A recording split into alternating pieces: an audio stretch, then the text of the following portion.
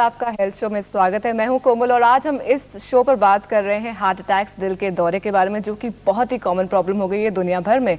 और इसी के बारे में बातचीत करने हमारे साथ हैं डॉक्टर ए.के. सेन, जो कि specialist cardiologist from Zulekha hospital. तो डॉक्टर साहब, अब हमें बताइए कि हार्ट अटैक के कॉजेज क्या होते हैं, क्यों होता है heart attack?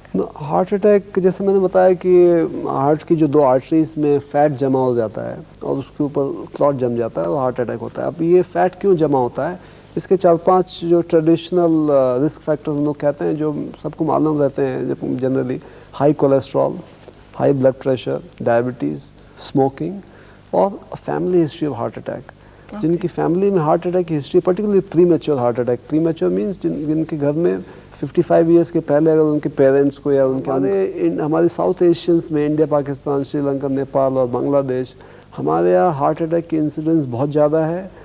I mean, we have almost 2 to 4 times incidence of heart attack. Just imagine. That's really 2 to 4 times. And then incidence सिर्फ 2 to 4 times ज़्यादा नहीं है, and it is premature. मतलब हम premature means अगर कोई वेस्टर्न और white जो है, अगर उसको हार्ट अटैक 60 साल में होता है तो हमको 50 में हो जाता है। अच्छा। अगर किसी को 50 में वहाँ होता है तो हमको 40 में होता है। हमको 10 साल पहले ही हार्ट अटैक होता है।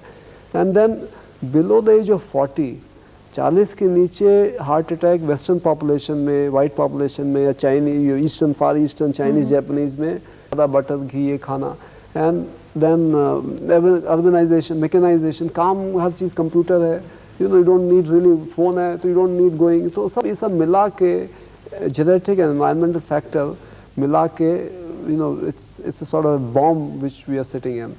So they say that the genetic factors, there's a famous saying that genetic factors loads the gun, and the environmental factors they fire it. So जैसे होता है ना, then you should not waste any time. Because there is a saying that the time, like we know that time is money, for as far as the heart is concerned, time is muscle. The more time you lose, the more muscle gets damaged. और 12 घंटे अगर chest pain, chest discomfort और hospitalization के अंदर अगर 12 घंटे हो गए तो पूरा हार्ट की मसल, पूरी जितनी दैट एरिया जो भी वो आर्टरी ब्लॉक हुई और जो सप्लाई करती है उस एरिया को, पूरा डैमेज हो जाता है। तो द ट्रिक इज दैट जितनी जल्दी आप पहुँचे, जितनी जल्दी हॉस्पिटल में पहुँच जाए, क्योंकि हॉस्पिटल ट्रीटमेंट में there is a tremendous advancement in last 20 years.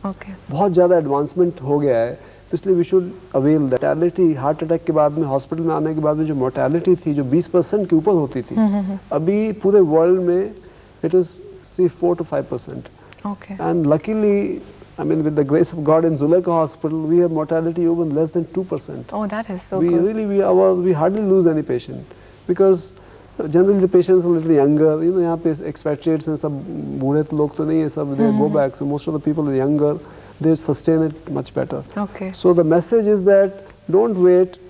As soon as you feel that there is some symptoms of heart attack, chest discomfort at home or on the way to the hospital. बड़ी दुखद बात है doctor की technology में। तो अब क्या है कि एडवांसमेंट तो हो गया, हॉस्पिटल में हो गया, मगर ये 60% आ पाते हैं, अब 40% आ नहीं आते पर। तो उन 40% के लिए हम क्या करें?